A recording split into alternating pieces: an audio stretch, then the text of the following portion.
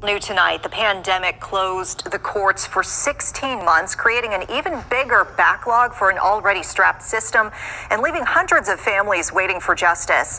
WCNC Charlotte defender Michelle Bowden spoke exclusively with the district attorney and a mother waiting for her son's accused killer to face a jury. She says losing her son this way, obviously excruciating, but an added layer of pain, waiting indefinitely for justice. Because it's the pain. It feels like the wrath of God. Claudia Davis's son, Don Quavius, was shot and killed on May 1st, 2019. It's a daily struggle to just even want to live. I'm sure if I didn't have more kids, I would just have laid in the bed and just say, God, please take me.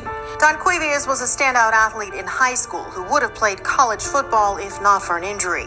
He delayed school a few years and had just applied to UNCC. I promise you, man, if you're a young kid and you're listening to this, when you graduate from high school, go straight to college. All that I'm going to take a year off crap, it's nothing but trouble. There's nothing out here to take a year off for. All these fantasies you had of what your friends were doing, or you were laboring away, doing homework and at practice and extracurricular activities or whatever you did during your high school years that made you college material. It made you feel like you were missing something that the cool kids were doing. Within a week of you not going to college and just hanging around the neighborhood or whatever, you'll realize all those stories, that time Johnny did this and that time Stephanie did that and yada yada. Life is boring, man. Get your butt in school. Go straight to school. If you can start a summer program at your college right when high school, right after you graduate from high school, go to that. Because there's nothing but trouble. Trouble will find you because you're not where you're supposed to be at. And I'm sure this was a fine young man.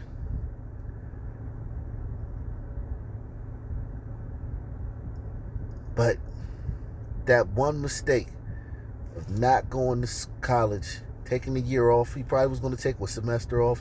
A semester turned into a year turned into 2, and now he's dead. Behind some foolishness. It feels like the wrath of God. Claudia Davis's son, Don Quavius, was shot and killed on May 1st, 2019. It's a daily struggle to just even want to live. I'm sure if I didn't have more kids, I would just have laid in the bed and just say, God, please take me. Don Quavius was a standout athlete in high school who would have played college football if not for an injury. He delayed school a few years and had just applied to UNCC. The kind of kid who brought food to sheriff's deputies on Easter to thank them for their service and helped organize a vigil after the shooting at UNC Charlotte's campus. He said, Mama, what's a good prayer to pray? And I said, go to Psalms 119. Because he was going to pray for the students at UNCC. And then after that, his last text to me was, love you, Mom. This man is charged with shooting Don Quavius in what Claudia calls a misunderstanding. Her son... I mean, me personally, this ain't no brother. But by the loose definitions in America, they may say this is a brother. And if he want to be a brother, so be it. This man is charged with shooting Don Quavius in what Claudia calls a misunderstanding. Her son did not have a gun. It feels like a round kick to your head. Or, you miss that beautiful smile of his. Or the joking of his. And his just beauty. He was so handsome. We are 2 years past, and you don't have any closure. There hasn't been a trial. Someone's charged in the case, but there hasn't been a trial. The toughest thing about it is that once again, you see that criminals are not getting the responsibility that they need. What have they told you at this point? When can you expect to actually have a trial? At this point, there's just no expectation. There's no You have no idea? No idea. COVID meant there were no murder trials for 16 months in Mecklenburg County. There have so far only been 4 since courts reopened. So this is something we've been hearing a lot about, the courts being closed. And if you're not a criminal, you wouldn't even know this. This is the effect of the pandemic. It closed down the courts. This is another factor in the onslaught of crime.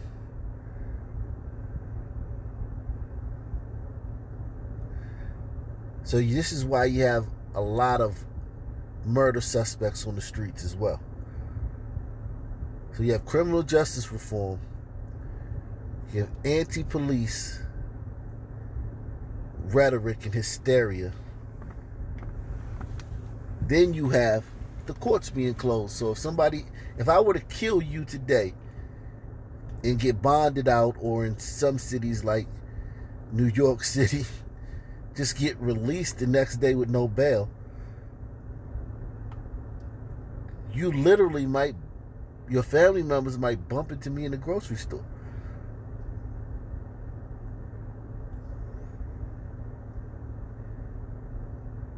If it's in the neighborhood, they may see me riding my bike through the neighborhood. They may pull up next to me in traffic.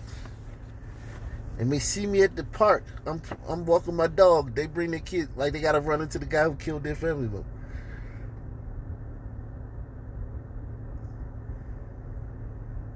All because the courts are closed over COVID-19. But yet you can go to a basketball game. You go to the grocery store. People not even doing that 6 feet stuff no more. I was in a store the other day, and the lady was all up on my back. I was like, damn. Like, she was standing in line. I gave the person before me a couple feet, like 3-4 feet, but she was all up on my back, and the person behind her was all up on her back, and the people in front of me was all up on each other. I was like, oh, so we not doing the 6 foot thing no more, huh? But the courts is closed, and murderers are running the streets. February 2020, I went before the community and told folks that they were waiting 3 years already for cases to come into trial, and I said that we needed more resources. And now we have just suffered an unprecedented pandemic, and so that 3-year wait has become a 4-year wait. I have every expectation that it will become a 5-year wait. There are more than 110 murder defendants awaiting trial, more than 130 sexual assault defendants waiting for court dates, more than 180 armed robbery suspects. In all, more than 900 people charged with violent felonies are awaiting justice in Mecklenburg County. You get the anxiety and that anger, like just wondering what's going to happen. She says one thing that does help, there are monthly meetings for other families also waiting to have trial dates set. In those meetings, they hear from the DA's office and from CMPD, the detectives working the case. She says it helps just a little bit as they all go through this together. Reporting in Charlotte, Michelle Bowden, WCNC Charlotte. Why my child? Monica Lee wants answers. She wants to know how her son, Damian Cameron, died late Monday. A news release from the Rankin County Sheriff's Office says deputies got a call about a burglary and vandalism. When they arrived, Damian was identified as the suspect. The release says as a deputy approached him, he began to fight and resist arrest. They were able to eventually get him into custody and into a patrol car. So she asked, why her son? Well, it seems pretty straightforward. Not saying he deserved to die or anything like that, but if he was fighting with cops while being arrested in the commission of a burglary, after he was identified as the suspect by witnesses,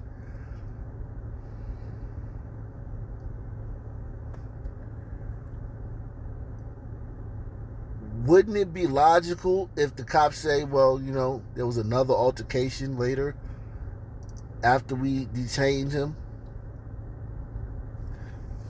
Wouldn't it be fair to believe the cops when they said that? And I'm thinking they're taking my son to jail.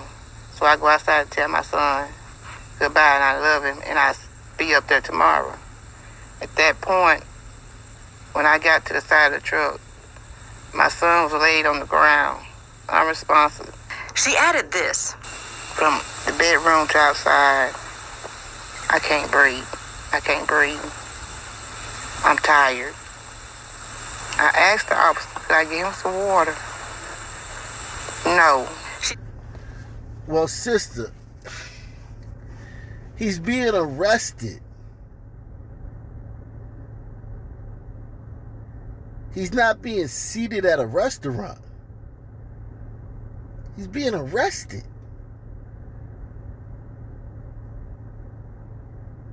And people who don't know this, who aren't familiar with arrests, I've seen a lot of these personally, and cops will tell you this too. When someone's being arrested, there's always some kind of issue. Whether it's the cuffs on too tight, my arm is twisted, to I'm having heart palpitations, I'm legally blind. Remember Legally Blind from a few years back? I'm legally blind. There's always something. Okay? So they don't take those complaints seriously. You tired. But you were just committing a burglary. You can't breathe. But you were just committing a burglary.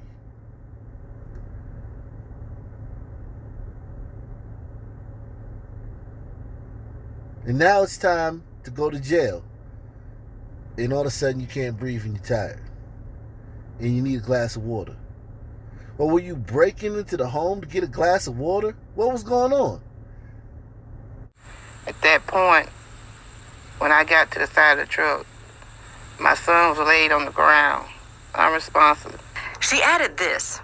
From the bedroom to outside, I can't breathe. I can't breathe. I'm tired.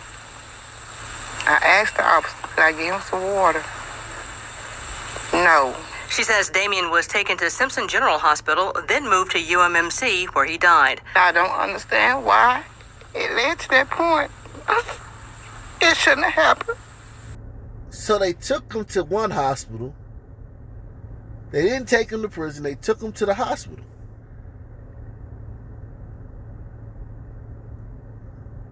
If what he said was true, he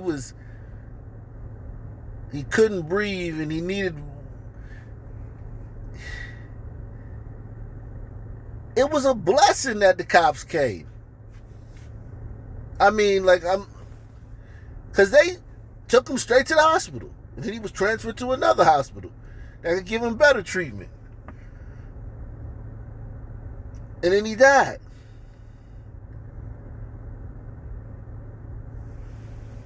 This is one thing about it, though.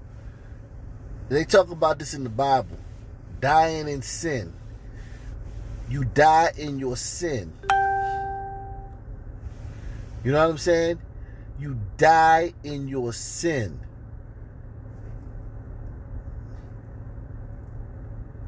And this guy was committing a burglary. And he seems to have had a medical event while he was committing the burglary. And the cops who were there to arrest him, not to treat him for a medical emergency, but to arrest him. They're not there to diagnose anything. They're there to arrest you.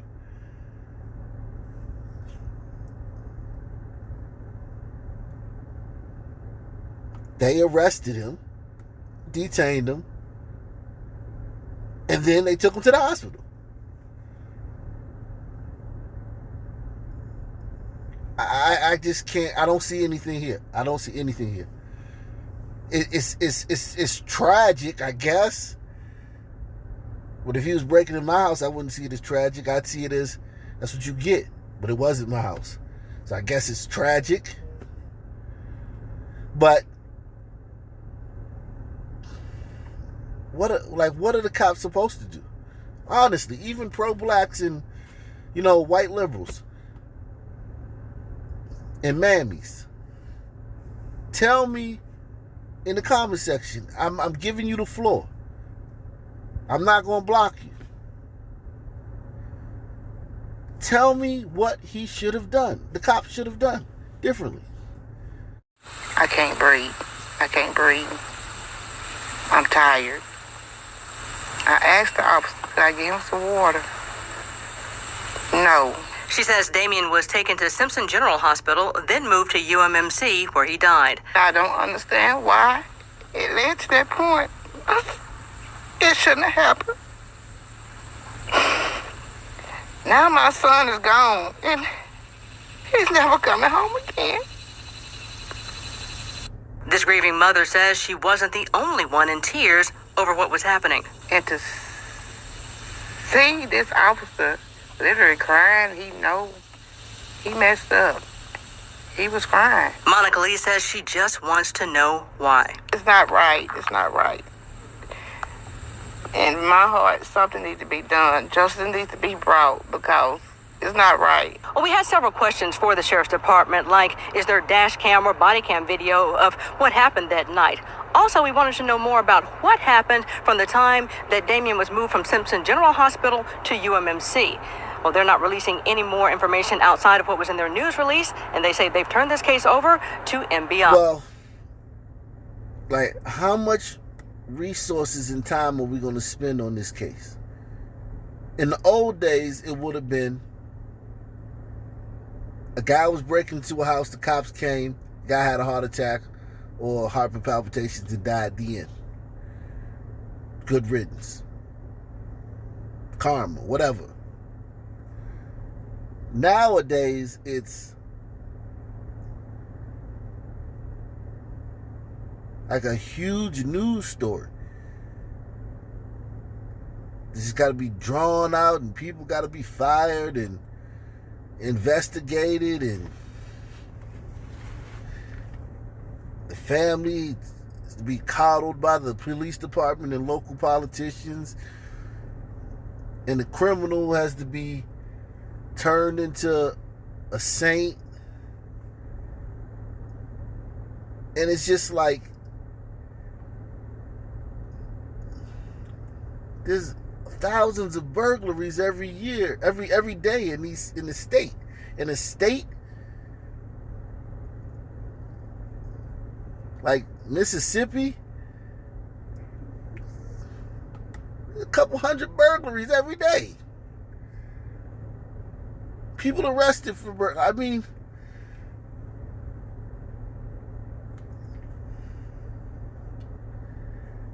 I just don't know if everything deserves all this attention. And right now, we're at a point where every time a black man dies in police custody, it's some referendum on race relations in the country and the state of the country. And when I don't see this guy as a black man, I see him as a guy caught in the commission of a burglary. I don't say, oh, that's a black man. I say, that's a guy who was caught in the commission of a burglary. That's how I see it.